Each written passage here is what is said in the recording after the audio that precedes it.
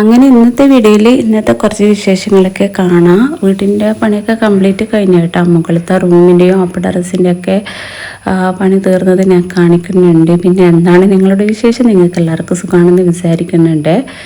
2 ദിവസം ഞാൻ നല്ല ബിസി ആയിരുന്നു. ബിസി എന്ന് വെച്ചാൽ ഞാനില്ലേ മിന്നാന്ന് മീറ്റപ്പിന് പോയില്ല.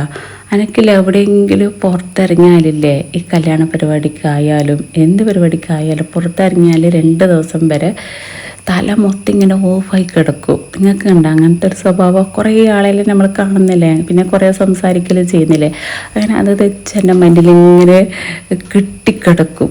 അപ്പോൾ അതൊക്കെ ഒരു മൊത്തത്തിൽ ക്ലിയർ ചാറ്റ് കഴിഞ്ഞ ശേഷമാണ് ഞാൻ വീഡിയോ എടുക്കാൻ വേണ്ടിയിട്ട് നിന്നത്. ഇന്ന് പിന്നെ മാഷാഅല്ലാ നല്ല തന്നെയാണ്. എനിക്കില്ലേ ഒരുപാട് ആൾക്കാരുമായിട്ട് ഇങ്ങനെ ഇടപഴകുമ്പില്ലേ എന്താണെന്നറിയില്ല, തല മൊത്തം പ്രശ്നമെന്ന് അങ്ങനെയൊക്കെ ഒരു ഇതുണ്ട്. അതുകൊണ്ടാണ് ഞാൻ മാക്സിമം എല്ലാത്തിൽ നിന്ന് ഒഴിഞ്ഞ് നിൽക്കുന്നത്. അതോ ഇഷ്ടം പോലെ ഗ്രൂപ്പുണ്ട്. ഇപ്പോൾ വാട്സപ്പിൽ മൊത്തം യൂട്യൂബിൻ്റെ ഗ്രൂപ്പാണ്. എല്ലാത്തിൻ്റെയും നോട്ടിഫിക്കേഷൻ ഓഫാക്കിയിടും. അല്ല അതിൽ കയറിയാലും നമ്മളെ കാര്യങ്ങളൊന്നും നടക്കൂല, വീഡിയോ എടുക്കലൊന്നും നടക്കൂല. അതുകൊണ്ട് ഞാൻ എല്ലാം ഓഫാക്കിയിടും. അത്യാവശ്യം അതായത് നമുക്ക് പരിചയമുള്ള 2-3 ആൾക്കാർക്ക് മാത്രം റിപ്ലൈ കൊടുക്കാൻ വേണ്ടിയിട്ട് നിൽക്കും. അങ്ങനെയാണ്. അങ്ങനെ രാവിലത്തെ തിരക്കെല്ലാം കഴിഞ്ഞ് മക്കളെല്ലാം ഇറങ്ങിയില്ലേ.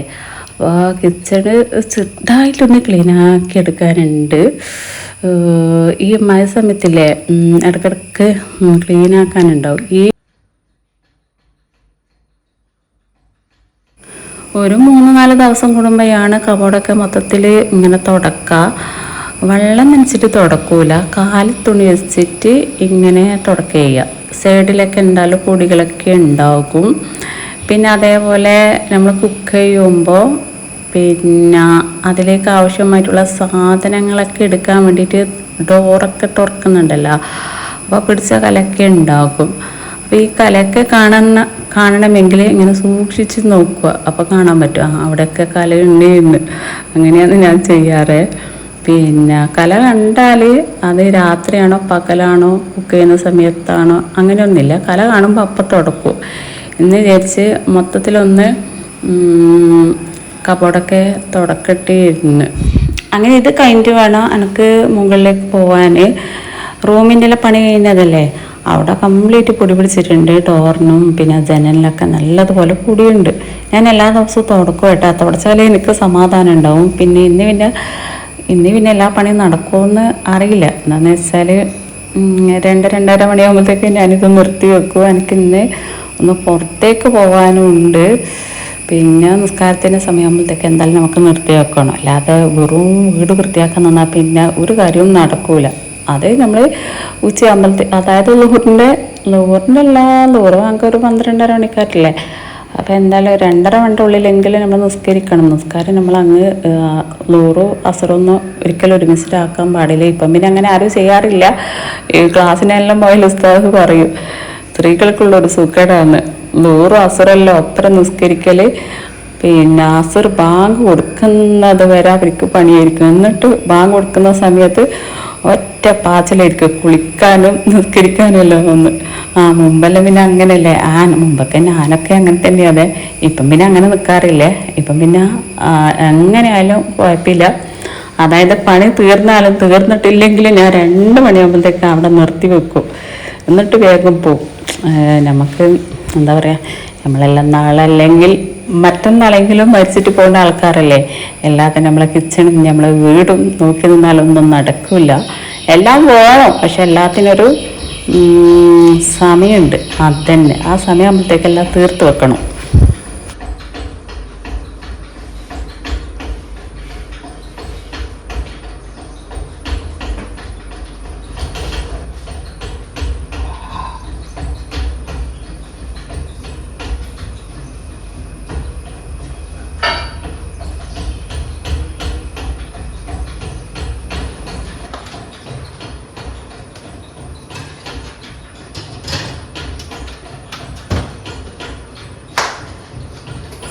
അങ്ങനെ രാവിലത്തെ പരിപാടിയെല്ലാം കഴിഞ്ഞ് ഇനി ഉച്ചക്കേക്കുള്ളത് നോക്കാനുണ്ട്. ചിക്കന് ഞാൻ ഇവിടെ റെഡിയാക്കി വെച്ചിട്ടുണ്ട്, പൊരിക്കാനും കറിക്കുള്ളതൊക്കെ.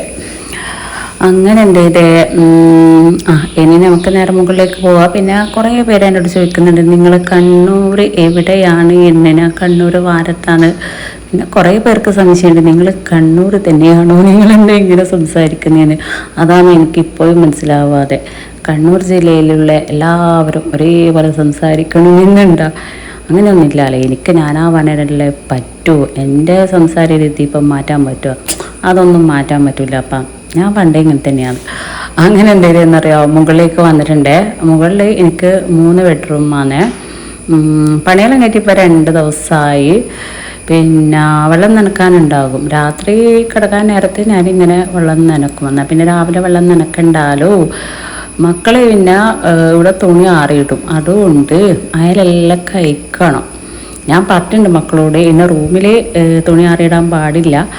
എന്താണെന്ന് വെച്ചാൽ അതായത് കളറ് കഴിയുന്ന ഡ്രസ്സൊക്കെ ഉണ്ടാവില്ല. അപ്പം നേരെ അത് ടൈലിന് പോയിട്ട് പിടിക്കും. പക്ഷെ ടൈലിന് നമുക്ക് തുടച്ചാൽ ആ കല അങ്ങനെ അവിടെ കാണിക്കൂല. മാർബിളിന് പിന്നെ നമ്മൾ തുടക്കേണ്ടത് അവിടെ തന്നെ വെച്ചാൽ അതങ്ങനെ കാണിക്കും. രണ്ടിൻ്റെ വ്യത്യാസമുണ്ട്. പക്ഷേ നല്ലത് എപ്പോഴും മാർബിൾ തന്നെയാണ് കേട്ടോ. ഞാൻ പിന്നെ ആരോ എന്നോട് ചോദിച്ചിട്ടുണ്ട്, പിന്നെ മുകളിലെല്ലാം മൊത്തത്തിൽ മാർബിൾ ഇട്ടൂടെയുണ്ട്. മാർബിൾ വേണ്ടായിട്ടാണ് ഞാൻ മുകളിൽ ടൈലിട്ടണ്. എന്തിനാണ് ഇത്രയും കനത്തിൽ മുകളിലേക്ക് ഇരുന്ന്? പിന്നെ അതുമല്ല, വെറുതെ എന്തിനാന്ന് അതിനാവശ്യമില്ലല്ലോ. പിന്നെ മാർബിൾ ഇടലായി വെക്കൽ, അത് പിന്നെ അതിന് മോട്ടറെല്ലാം വെക്കണ്ടേ, ദിവസം ഇങ്ങനെ പിടിക്കും. അതുകൊണ്ട് വേണ്ടാന്ന് വിചാരിച്ച്. പിന്നെ മുകളിൽ നമ്മൾ ആവശ്യത്തിന് മാത്രമല്ല കയറുക. പിന്നെ കൂടുതലും നമ്മൾ താഴെ തന്നെയല്ലേ ഉണ്ടാവുക.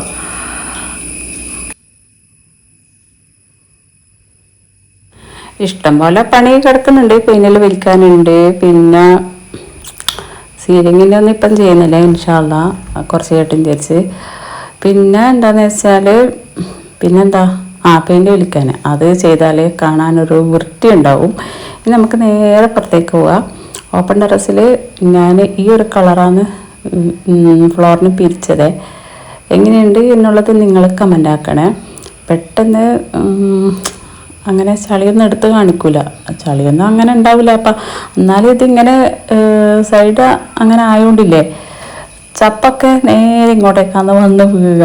അപ്പം എൻ്റെ മാപ്പിള പറഞ്ഞാടോ ഗ്രില്ലിടണമെന്ന്, അതായത് മൊത്തത്തിലവിടെ ഗ്രിൽസ് വെക്കായിരുന്നു. നമ്മൾ ചോദിച്ചില്ല, ഇനി എത്ര കളി പറഞ്ഞത് 30,000 റുപ്യായിട്ടാണെന്ന് പറഞ്ഞത്. ഇൻഷാ അള്ളാ ചെയ്യണമെന്നുണ്ട്. അത് ചെയ്യണം, അല്ലെങ്കിൽ പിന്നെ കാക്ക ഇങ്ങോട്ടേക്ക് വരും. പിന്നെ നമ്മൾ തുണിയൊക്കെ ഇനി ഇവിടെയല്ലേ ആറിയിടാം, റൂമിൽ ഇനി തുണി ആറിയിടില്ല. അപ്പോൾ കാക്ക വന്നിരുന്നുണ്ടെങ്കിലോ അതൊരു ബുദ്ധിമുട്ടല്ലേ. അവൻ്റെ മാപ്പിള പറഞ്ഞു ഇൻഷാ അള്ളാ അതിന് നോക്കണം എന്ന്. പിന്നെ മെഷീനൊക്കെ ഏകദേശം ഒരു കോലത്തിലായിന്, അതായത് പുതിയത് എടുക്കാനായിന്. പിന്നെ നമുക്ക് പുറത്ത് കല്ലുണ്ട്, അലക്കല്ലുണ്ട്. കൈ കൊണ്ട് ഇങ്ങനെ അലക്കുന്ന ഞാൻ എൻ്റെ മാപ്പിളോട് പറഞ്ഞു, അവിടെ ഷീറ്റ് ഇട്ടണമെങ്കിൽ നമുക്ക് കുറേയൊക്കെ അവിടെ നിന്ന് അലക്കാമായിരുന്നു എന്ന്. എന്നാൽ പിന്നെ അവിടെ തന്നെ ആറിയിട്ടാലോ. പിന്നെ അവിടെയൊക്കെ കുറേ പണിയുണ്ട്. അപ്പം ഇപ്പം പിന്നെ പുല്ല് മഴ സമയമുണ്ട്, ഭയങ്കരമായിട്ട് പുല്ലെങ്കിരിന് അവിടെ. പിന്നെ എത്ര വേണ്ട ആ പുല്ലിലൊക്കെ ഇരുന്നല്ലേ. അപ്പോൾ ഈ ഒരു കളർ എങ്ങനെയുണ്ട് എന്നുള്ളത് നിങ്ങൾ എന്തായാലും കമൻ്റ് ആക്കണേ. മേറ്റാണ് പിന്നെ സെമി മേറ്റ്. പിന്നെ അലക്കി മെഷീൻ വെച്ച ആ ഒരു സൈഡ് ഉണ്ടല്ലോ, അവിടെയും ഞാൻ ടൈലൊട്ടിച്ചിട്ടുണ്ട്. അവിടെ വൈറ്റാണ് കേട്ടോ. പിന്നെ ബോർഡറിന് വേറൊരു കളറാണ് കൊടുത്തത് 2 സൈഡിലും. പിന്നെ ഇവിടെ കുറേ അയൽ കെട്ടാനുണ്ട്. തുണി ഇഷ്ടംപോലെ ഉണ്ടാവും. ഇപ്പം 2-3 ദിവസമായി ഞാൻ തുണിയൊന്നും അലക്കാതെ. പിന്നെ പണിക്കാർ പണിയെല്ലാം കഴിഞ്ഞിട്ട് അലക്കാമെന്ന് വിചാരിച്ച്. പിന്നെ കുറച്ചെല്ലാം പുറത്തുനിന്ന് അലക്കും. എന്നിട്ട് ഉമ്മാൻ്റെ വീട്ടിൽ പോയിട്ട് അവിടെ ആറിയിടുകയും ചെയ്യാറ്. അവിടുന്ന് കുറേ തുണിയെല്ലാം ഇങ്ങോട്ടേക്ക് എടുക്കാനുണ്ട്. സമയം കിട്ടണ്ടേ. എൻ്റെ മാപ്പിള എന്നോട് പറയും പിന്നെ ഇതെല്ലാം നീ വൃത്തിയാക്കുമെന്ന് ചോദിച്ചു. പിന്നെ ഞാൻ പറഞ്ഞേ ഞാനല്ലാണ്ട് പിന്നെ ആരെ വൃത്തിയാക്കാൻ, നമുക്കില്ലേ നമ്മൾ ചെയ്താലേ ശരിയാവും. അടിച്ച് എനക്കെന്നെ വരണം. മക്കളെ കൊടുത്താലേ. പിന്നെ ഞാൻ മക്കളോട് പറയും ആ മൂല അടിച്ച് വരിയിട്ടില്ല, ഈ മൂല അടിച്ച് വരിയിട്ടില്ല. അവർ പിന്നെ അത് പറഞ്ഞിട്ട് കാര്യമില്ല, അവർക്ക് അത്രയല്ലേ ഏജായിട്ടുള്ളൂ. അല്ല ചെറുതിൽ നമ്മളങ്ങനെ തന്നെയാണ് മര്യാദയ്ക്ക് അടിച്ചു വരില്ലല്ലോ. എനിക്കിപ്പോൾ ഈ മുറ്റം അടിച്ചു വരാൻ ഭയങ്കര മടി തന്നെയാണ്. ആ മുറ്റം പിന്നെ എൻ്റെ മോൾ തന്നെയാണ് അടിച്ചു വരാം. പിന്നെ ഞാൻ അടിച്ചു വരാൻ നിൽക്കാറില്ല. പിന്നെ തുടക്കൽ, പാത്രം കഴുകൽ മോള് വീട്ടിലുണ്ടെങ്കിൽ മോള് കഴുകി തരും. പിന്നെ തുടക്കലെല്ലാം എനിക്ക് തന്നെ തുടക്കണം. തുടക്കലും അടിച്ചു വരലും അത് രണ്ടും എനിക്ക് തന്നെ ചെയ്യണം. അത് ഞാനാവുമ്പില്ലേ മുക്കും മൂലയും അരുവൊക്കെ അടിച്ചും തുടച്ചും ചെയ്യും. മക്കളാകുമ്പം അങ്ങനെ ഇങ്ങനെയൊക്കെ ഇതാക്കി ചെയ്യാതെ പറഞ്ഞിട്ട് കാര്യമില്ല. അതവർ ചേർത്തില്ലല്ലേ, ശരിയാവും. ഓരോ പണിയെടുക്കുമ്പോൾ ഞാൻ ഓരോന്ന് കാണാം. അവിടെ ഇവിടെയൊക്കെ മാറാൽ വെട്ടിയിട്ട് കാണുന്നുണ്ട്. അപ്പോൾ കണ്ടത് കൈയോടെ തന്നെ വൃത്തിയാക്കാമെന്ന് വിചാരിച്ച് പിന്നെ കുറച്ച് ദിവസമായിട്ട് ഓരോ പണിയും തീർക്കണം. എല്ലാം ഒരു ദിവസം തന്നെ നടക്കൂല. ഇനി ഡോറും ജനലൊക്കെ പൊടിയേറിയിട്ടുണ്ട് നല്ലോണം. അവിടെയൊക്കെ അതൊക്കെ തുടക്കാനുണ്ട്. ഇൻഷാ അല്ലാഹ് അത് ഇനി ഇപ്പം നാളെയായിട്ടാക്കാം. ഇപ്പം തന്നെ ഏകദേശം സമയം. ഇനിയിപ്പോൾ എനിക്ക് ചോറും കറിയെല്ലാം ഉണ്ടാക്കാനുണ്ട്. ഞാൻ നേരെ താലേക്ക് ഇറങ്ങിയിട്ടുണ്ട്.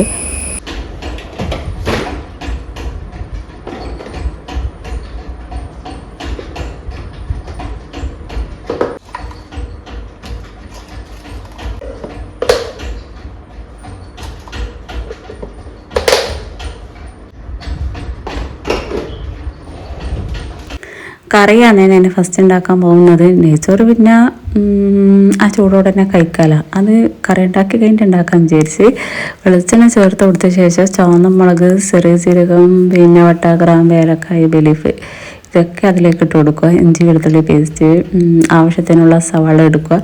പിന്നെ ഞാനിപ്പോൾ ഒരു ബോട്ടിൽസ് കാണിച്ചിട്ടുണ്ടല്ലോ വെളിച്ചെണ്ണ ചേർത്ത് കൊടുത്തേ. അപ്പോൾ അതിൻ്റെയൊക്കെ ലിങ്ക് ഞാൻ ഇവിടെ കൊടുക്കും കേട്ടോ. വേണമെന്നുള്ളവർ അത് വഴി കയറിയിട്ട് നിങ്ങൾക്ക് ഇഷ്ടമുള്ളത് വാങ്ങിക്കാം. അത് പ്രസ് ചെയ്താൽ കുറേ കാണാൻ പറ്റും. അങ്ങനെ സവാള ഇട്ട് കൊടുത്ത ശേഷം അതിലേക്ക് ആവശ്യമായിട്ടുള്ള ഉപ്പും കൂടി ചേർത്ത് കൊടുത്തിട്ടുണ്ട്. ഇനി ഇതാ അടച്ച് വെക്കുന്നുണ്ട്.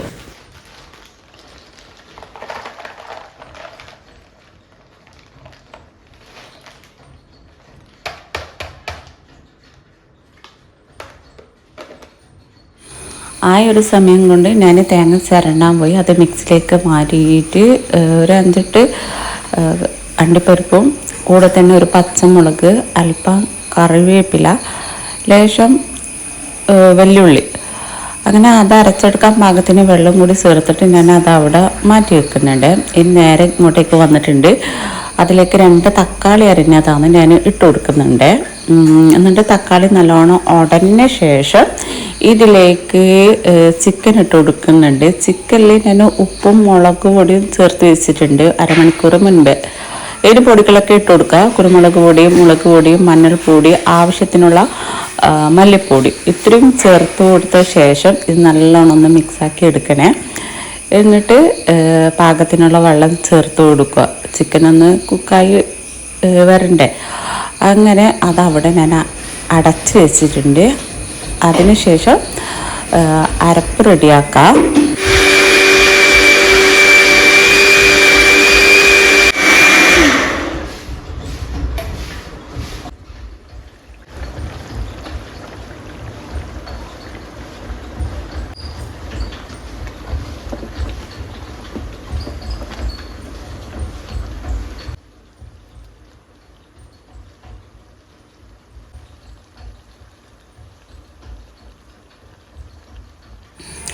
ലാസ്റ്റ് ടൈം ഇതിലേക്ക് അല്പം ഗരം മസാല ഉണ്ടല്ലോ, ഗരം മസാലപ്പൊടി ചേർത്ത് കൊടുക്കുക.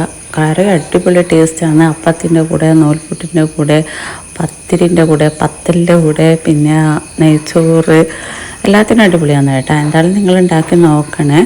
രാവിലെ ഞാൻ പുട്ടും കടലക്കറിയാണ് ഉണ്ടാക്കിയത്. പുട്ട്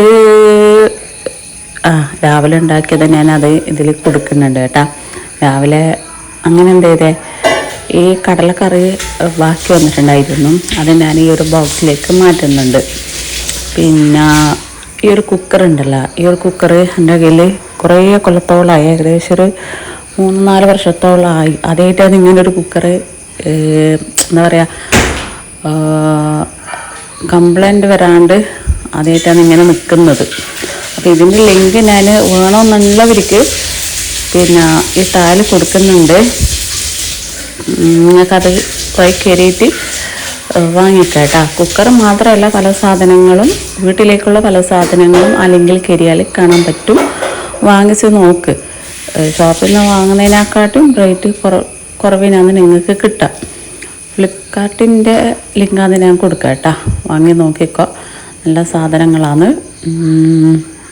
പിന്നെ വേറെന്താ, അങ്ങനെ എന്തേത്, പിന്നെ അതിനിടയ്ക്ക് ഞാൻ നെയ്ച്ചോറ് ഉണ്ടാക്കാൻ വേണ്ടിയിട്ട് അതും അവിടെ വെച്ചിട്ടുണ്ട്.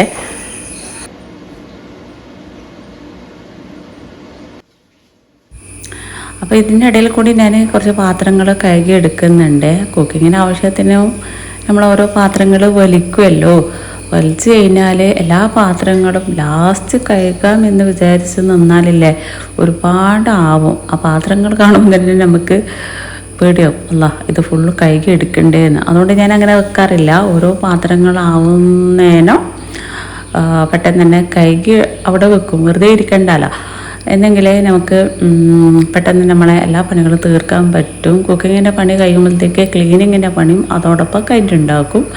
അങ്ങനെ പാത്രങ്ങളെല്ലാം ഫുൾ കഴുകിയെടുത്ത ശേഷം പിന്നെ കൗണ്ടർ ടോപ്പ് മൊത്തത്തിലൊന്ന് തുടക്കാനുണ്ട്. അതിൻ്റെ അരുവും മൂലും മൊത്തത്തിൽ തുടക്കാനുണ്ട്. പിന്നെ കുക്ക് ചെയ്ത ആ ഒരു ഭാഗമൊക്കെ ഉണ്ടല്ലേ, ടൈലൊക്കെ, അതൊക്കെ തുടക്കാനുണ്ട്.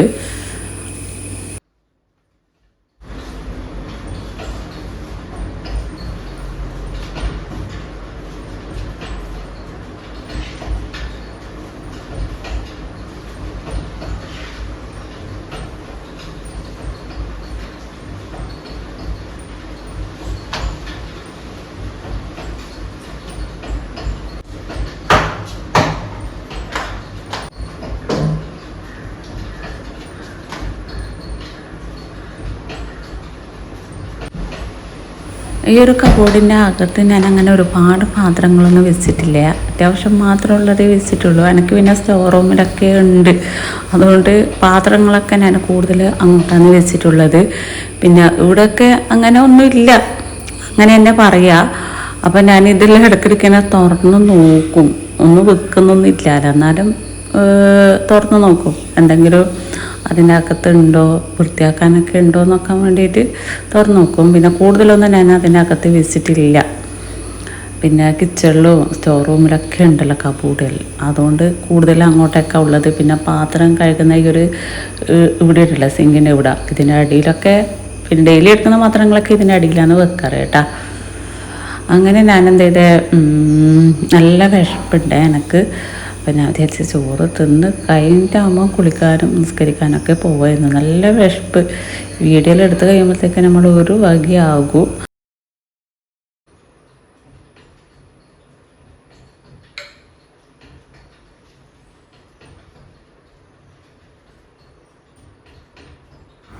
അങ്ങനെ ഈ ഒരു വീഡിയോയിൽ ഞാൻ ഇത്ര വരെ കൊടുക്കുന്നുള്ളേ. ഇൻഷാ അല്ലാഹ് പുതിയ വീഡിയോ പുതിയ വിശേഷങ്ങളൊക്കെ ആയിട്ട് നമുക്ക് വീണ്ടും കാണാം കേട്ടോ. ബായ്. എല്ലാവർക്കും സുഖമാണെന്ന് വിചാരിക്കുന്നുണ്ട്.